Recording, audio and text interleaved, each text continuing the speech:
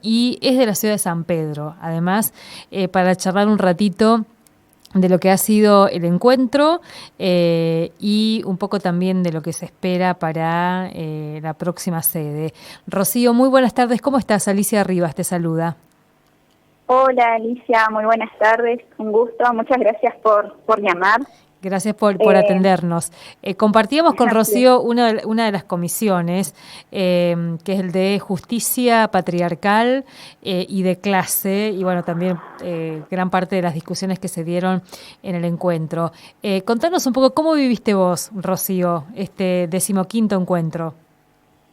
La verdad muy entusiasmada porque el último encuentro que había ido fue el que se hizo en Aristóbulo, que creo que fue hace 3 o 4 años, fue hace bastante tiempo. Sí. Así que bueno, la verdad muy contenta de poder encontrarnos, de poder debatir entre mujeres y disidencias sobre la agenda actual de cómo está nuestra sociedad misionera, ¿no? En cuanto a cuestiones de derechos.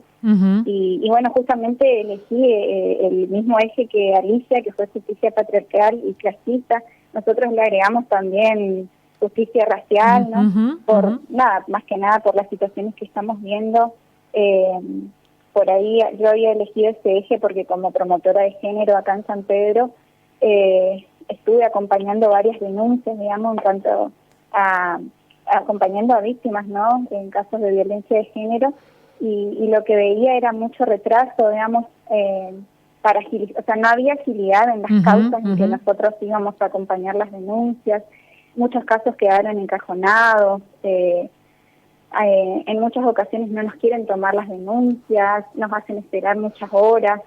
Eso lleva también a que en muchas ocasiones las víctimas no quieran volver, digamos, o pierdan por ahí la confianza también en la policía, ¿no? En muchos casos la policía también cuenta al agresor las denuncias que nosotros hacemos, quiénes son los que denunciaron, y vivimos también con ese miedo, ¿no? Ese miedo a la represalia, ese miedo a la venganza. Así que por eso había elegido ese eje que me pareció muy importante, porque habían varias compañeras de la provincia que planteaban exactamente lo mismo, ¿no?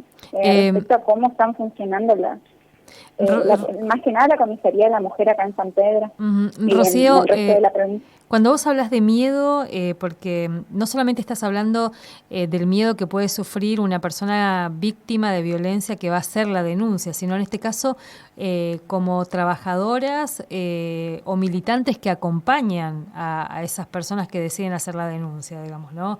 Es como a eso te referís, ¿no? También a eso, sí, tanto de la víctima como también de las promotoras que acompañamos la denuncia. Acompañamos todo lo que es el proceso legal, ayudamos a brindar información sobre esos temas. Y lo que sucede muchas veces es que no estamos al tanto de los procesos, entonces nos ha pasado como pueblo chico, ¿no?, de encontrarnos en la calle con la persona que habíamos acompañado a denunciar, o sea, no tuvimos noticias de que se le había liberado al agresor y nos encontrábamos en la calle, ¿no? Entonces también esa falta de información respecto a cómo van las causas, digamos. No nos llaman por teléfono, no hay un acompañamiento serio desde el Estado. Y también eso que hablábamos en nuestro eje, ¿no?, de que hoy día cualquier tipo de necesidad que tengamos en nuestra sociedad, siempre lo primero que nos atiende es la policía, ¿no? Vamos al banco, está la policía. Necesitamos acceso a información, es la policía la que está ahí. Entonces, por ahí la falta de eso, ¿no?, de atención psicológica, trabajadores sociales en las áreas de acción social, acá también sucede mucho, ¿no? Por ahí acción social se toma como un lugar donde ir a buscar mercadería o alimentos, pero no como un lugar donde también te pueden brindar información o acompañar a las personas que son víctimas de violencia, también que están pasando por alguna cuestión de vulnerabilidad. Fue muy interesante esa discusión, ¿no?, sobre lo que decimos y venimos como planteando hace mucho tiempo, la policialización de todas nuestras de las áreas que se supone tienen que garantizar derechos, ¿no? De las áreas de cuidado, las de atención a víctimas, porque acá tenemos la línea 137, parte de lo que fue la línea 102 que estaba en desarrollo social ahora está en el Ministerio de Gobierno, las casas refugio que está, entre comillas, administrado por el servicio penitenciario, es decir, todo está policializado. Así es, absolutamente todas las instituciones, como decís Alicia, de cuidado, de atención, de búsqueda de información, y es con lo primero que nos cruzamos, y muchas veces esa policía que nos atiende no tuvo la oportunidad de capacitarse sobre perspectiva de género, de capacitarse sobre la ley Micaela. Entonces también en muchas ocasiones dudamos mucho de llegar a las comisarías o a estas instituciones porque nos destratan, no nos atienden bien, como les decía anteriormente, nos retrasan muchísimo. Entonces hay por ahí, por un lado el miedo, ¿no?, a qué es lo que pasa después de hacer una denuncia, pero también esta cuestión de la falta de interés y de destrato que hay dentro de las comisarías, ¿no?, y de estas áreas. Rocío, y en el encuentro tuvimos como un momento así muy interesante, si se quiere, porque defendimos unas banderas que son históricas, la bandera por el derecho al aborto legal, porque en algún momento quisieron que la bajemos. Contanos un poco cómo viviste vos esa situación y contarle también a nuestra audiencia qué es lo que pasó ahí. Sí, en un momento las autoridades de la escuela se acercan pidiéndonos que nosotros bajemos los carteles que estaban afuera, que era sobre la legalización del aborto, digamos, ¿no?, sobre el derecho a decidir, a elegir, y también otro cartel que decía Yo sí te creo. Ambos carteles nos dijeron para que bajemos, que los habíamos puesto nosotros, ¿no?, nosotros, y bueno, entonces se da un intenso debate entre personas que estaban ahí en el encuentro.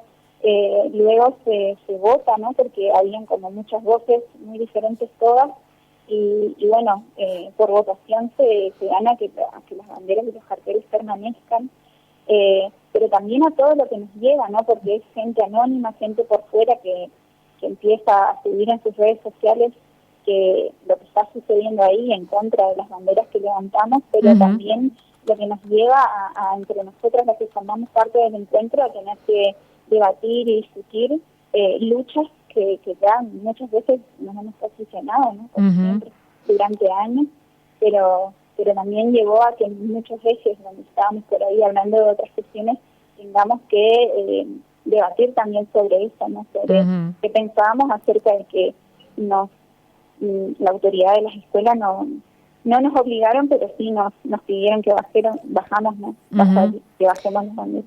No, y además con esto de que si no bajábamos las banderas iban a desalojar la escuela, ¿no? Pero fue muy interesante esa discusión ahí, cómo iban a desalojar la escuela, qué iban a denunciar, que había carteles de una ley que está vigente, que es la del aborto legal, seguro y gratuito, cómo iba a ser. Fue interesante porque también da cuenta de lo mucho que nos falta, ¿no?, de poder incorporar aún en instituciones, porque la escuela es la que debería tener claramente cómo difundir e informar sobre leyes vigentes, ¿no?, en ese proceso de construir ciudadanía, pero fue necesario tener que discutir con las autoridades de la escuela eso. Sí, me hiciste acordar eso también, que nos decían que si no bajábamos iban a venir, no sé si las autoridades policiales o quienes, a sacarnos de la escuela. Y la verdad que me sorprendió, pero a la vez no tanto, porque sabemos que en cada encuentro que hay siempre suelen pasar cosas, digamos, algunas más graves, otras no tanto, pero también yo me fui un poco alerta, siempre que hay encuentros yo voy un poco alerta también por esto, sabiendo que muchas veces hay represalia, como también lo que sucedió en la marcha, donde en un momento entra una moto en medio de la marcha, el hombre se baja de la moto, empieza como a, no sé cuál es la palabra, pero con el caño de escape, ¿no?, a tirar, y después entra primero en la parte de adelante una camioneta donde se le notaba como, no sé, en estado de ebriedad al conductor, y también nos empieza a gritar cosas desde adelante, y luego de eso insistió, salió, digamos, por la calle y volvió hacia atrás y le chocó a dos compañeras que estaban con nosotros ahí. Así que también denunciamos estos actos cuando nosotros solamente estábamos marchando. La marcha, o sea, tranquilamente podrían haber esperado que podamos marchar, digamos, y nos empezaron a apurar, a gritar cosas, y bueno, también eso. Y luego igualmente de que esta persona les haya chocado a dos compañeros, se realizó la denuncia como encuentro, ¿no? Sí. Y bueno, se procedió, o sea, a... Pero es interesante esto que vas describiendo, porque también hay que decirlo que las hostilidades que van apareciendo cada vez como más explícitas, más violentas también contra mujeres y disidencias, que es un poco lo que se ha ido construyendo en respuesta a nuestras demandas también, ¿no? Y a la visibilidad de nuestras demandas. Rocío, y para cerrar, porque estamos ahí sobre el cierre del programa, ustedes pidieron que fuera San Pedro en la próxima sede. Contanos un poquito por qué. Sí, bueno, fueron varias compañeras de San Pedro las que eligieron que sea sede ahí. Yo por ahí, en lo personal, me parece importante justamente por el motivo en el que elegí el eje, ¿no?, de justicia patriarcal. Creo que esto es acercar, digamos, todas estas discusiones acá a San Pedro, que muchas veces es un pueblo que queda lejos de por ahí las grandes ciudades, ¿no? Y nada, por ahí a mucha gente se le dificulta poder salir a estos encuentros a debatir, entonces traerlo acá me parece importante. Como decía una de las compañeras que se pidió para que sea acá, es uno de los territorios, es el territorio más grande a nivel provincia, ¿no?, el departamento más grande, y con mayor población rural también, ¿no? Entonces, eso a veces dificulta mucho el contacto, el acceso a información, al debate, y traerlo acá me parece importante. Y también para que todas estas autoridades tomen conciencia de qué es lo que estuvieron haciendo durante todos estos años, ¿no?, que fue silenciar, digamos, todas estas denuncias que hemos hecho, encajonarlas, y también para decir basta a eso, ¿no?, a este estado policíaco que estábamos hablando en el encuentro, ¿no? También, bueno, una cuestión particular que comentábamos ahí en el eje era que cómo avanzó, digamos, la cuestión de la pedra acá en San Pedro, que antes, hace unos años atrás, no se veía o no sabíamos que había, pero ahora la verdad que es impresionante cómo en los barrios se está consumiendo eso, y cómo eso también altera muchísimo a la gente. Se cree que también este femicidio estuvo involucrado, digamos, con la cuestión de la pedra.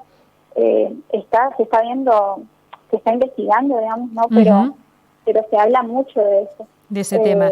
Y también se pide desde los barrios que pueda haber una solución real, ¿no?, con respecto a eso.